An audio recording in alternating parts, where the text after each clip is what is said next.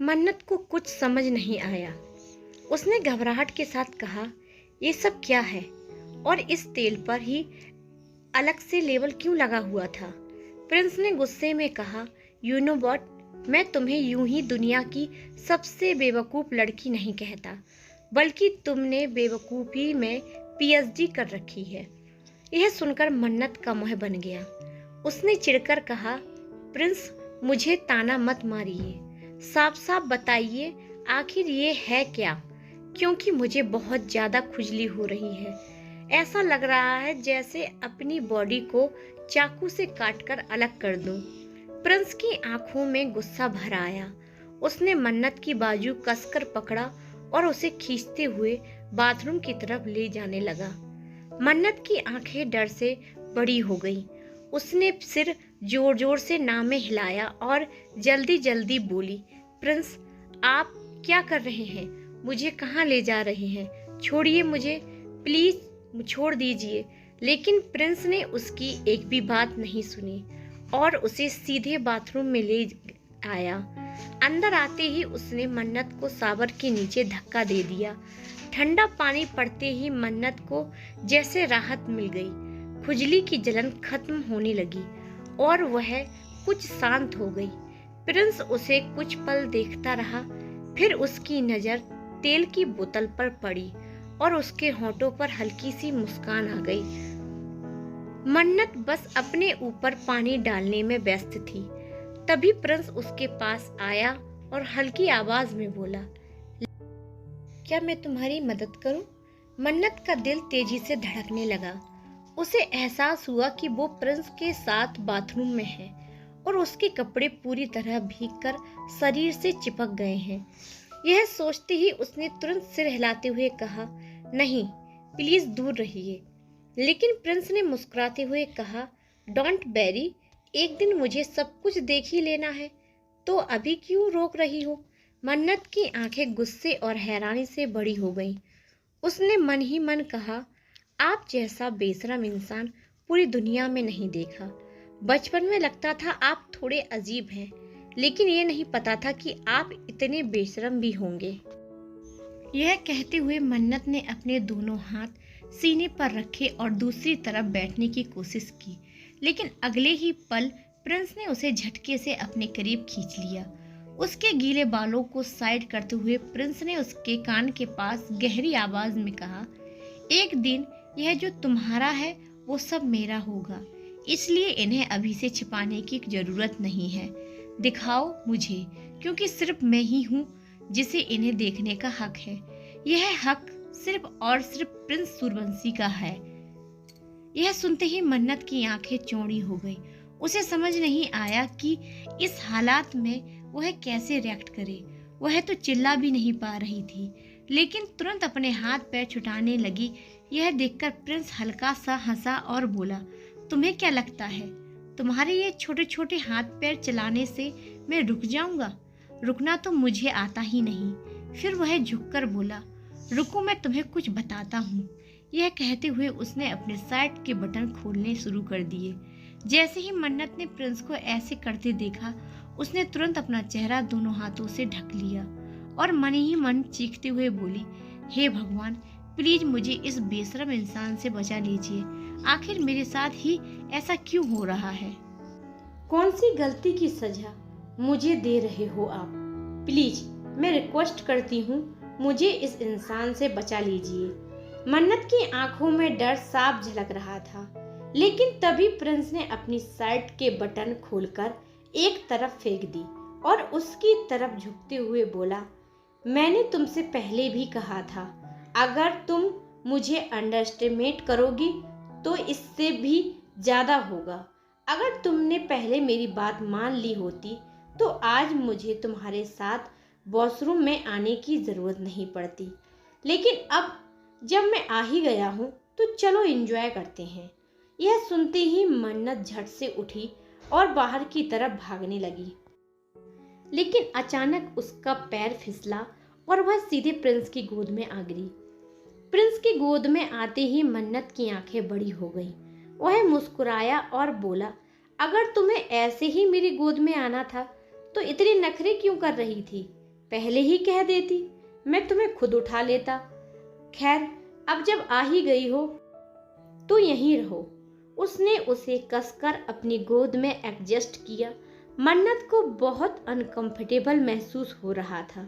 वह लगभग रोने वाली थी, लेकिन प्रिंस ने पानी लिया और उसके कंधों और पीठ पर डालते हुए गहरी आवाज में कहा, काश ये सारा सीन आदि खुराना को दिखा पाता। यह सुनते ही मन्नत की आंखों में गुस्सा भर आया। वह उसके सीने पर जोर जोर से हाथ मारते हुए मन में बोली, चुप हो जाइए, आप जैसे गंदे इंसान मैंने कहीं नहीं देखे। आपको शर्म नहीं आती ऐसी बातें करते हुए? यहाँ मेरी जान निकल रही है और आपको इस हालात में भी आदि को दिखाने की पड़ी है। मैं तो शर्म से मर जाऊंगी। उसका चेहरा गुस्से और शर्म से लाल हो चुका था। प्रिंस उसे देखकर हंसा और बोला, ओहो, तो तुम चाहती हो कि हमारी बातें प्राइवेट रहें?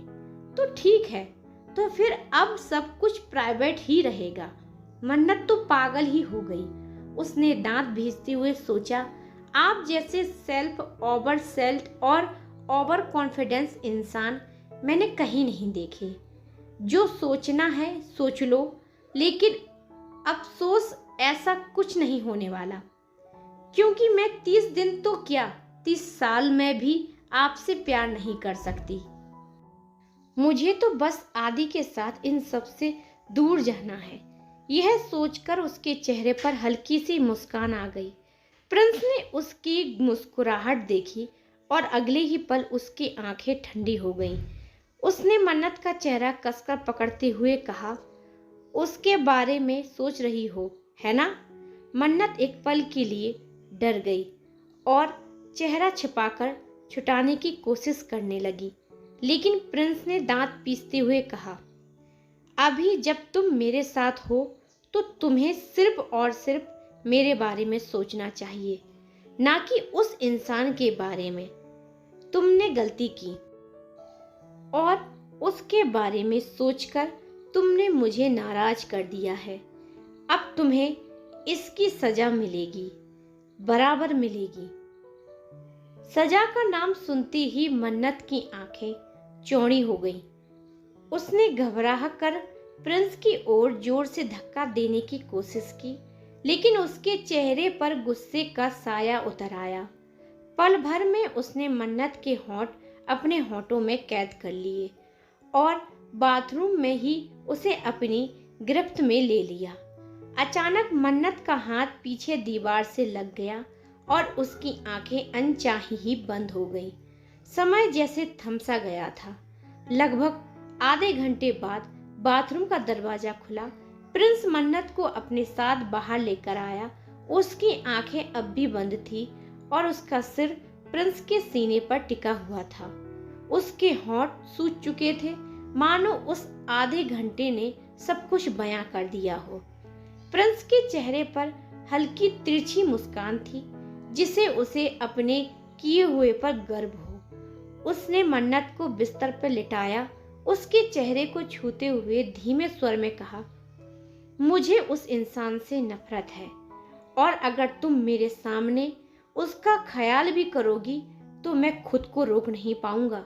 ये तो होना ही था, लेकिन याद रखना, अगली बार अगर ऐसा कुछ भी हुआ तो मैं इससे भी आगे बढ़ सकता हूँ। इतना कहकर वह मुस्कुराया और कमरे से बाहर चला गया। मन्नत गहरी नींद में डूब चुकी थी, शायद थकान से या शायद उस पल के बोझ से। वही दूसरी ओर अपॉइंटमेंट में बैठी आसी चुपचाप सोफे पर सोच में डूबी थी। तभी एक आदमी उसके पास आकर बोला, तुम्हें क्या लगता है आज जो तुमने किया उससे वो मर जाएगी? नहीं, वो बचेगी, लेकिन शक सीधा तुम्हारे ऊपर जाएगा। तुम जानती भी हो प्रिंस सूर्यवंशी कितना चालाक है। अगर उसे तुम्हारे बारे में पता चल गया तो वो तुम्हारे साथ कुछ भी कर सकता है, चाहे कुछ भी हो जाए। यह सुनते ही आसी ने गुस्से से कहा, मैं चाहे जैसी भी हूं, लेकिन उसका कुछ नहीं हूं, इसलिए ये सब बातें अपने दिमाग से निकाल दो। और सुन लो, मुझे उससे कोई डर नहीं है। मैंने यह सब जानबूझकर किया है, क्योंकि मैं चाहती हूँ कि यह लड़ाई आमने सामने हो। उसकी बात सुनकर सामने वाला हैरानी से बोला, क्या बकवास कर रही हो? तुम होश में तो हो? तुम उसे जानबूझकर भड़काने पर तुली हो। पहले ही उस लड़की के साथ जो किया उससे वह पागल हो चुका है, और अब ये नया कांड करने के बाद वह सीधा तुम्हारे पास आ जाएगा। आसी ने बेरुख स्वर में कहा, तो आने दो। मैं चाहती हूँ कि वह मेरे पास खुद आए, ताकि मैं उसका सामना कर सकूं। मैं उससे डरती नहीं हूँ। मेरे लिए परेशान मत हो। मैं तो रोज मौत को साथ लेकर निकलती हूँ। अपनी जिंदगी का भरोसा नहीं है मुझे, लेकिन मरने से पहले उन सभी को सजा दूंगी जिन्होंने मेरे साथ यह सब किया। इतना कहकर वह गुस्से में कमरे से बाहर निकल गई।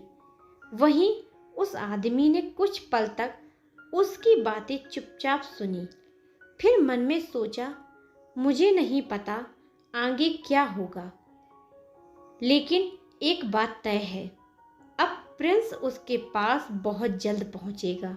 यह सोचकर वह भी वहां से चला गया। दूसरी तरफ हॉस्पिटल में मोहित रिपोर्ट देख रहा था। रिपोर्ट पढ़ते पढ़ते उसके चेहरे पर गंभीरता उतर आई। उसने फोन उठाया और नंबर डायल किया। कुछ देर बाद कॉल रिसीव हुआ। तुम्हें पता है, मुझे एक बेहद जरूरी बात मिली है, जो अगर तुम्हें नहीं बताई तो शायद देर हो जाएगी।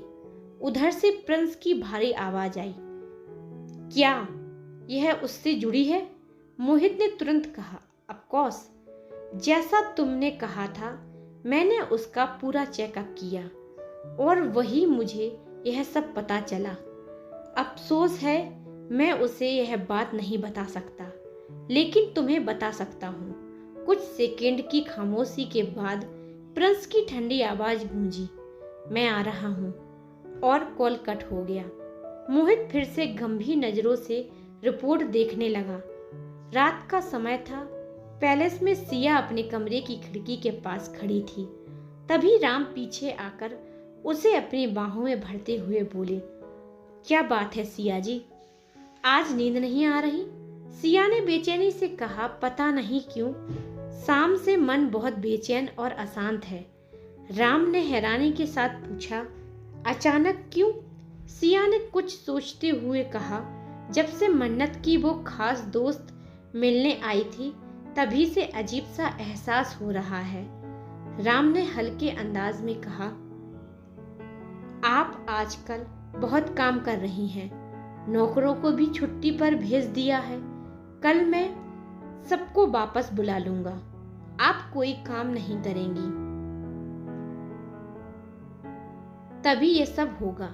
चलिए अब सोते हैं। लेकिन सिया ने हाथ रोकते हुए कहा, नहीं राम, यह थकान नहीं है। उस लड़की के करीब से गुजरने से लगा जैसे मैं उससे किसी तरह जुड़ी हूँ। मैं सच कह रही हूँ, मेरी बात समझने की कोशिश कीजिए। यह सुनते ही राम के चेहरे के भाव अचानक बदल गए और वह सिया को हैरानी से देखने लगे।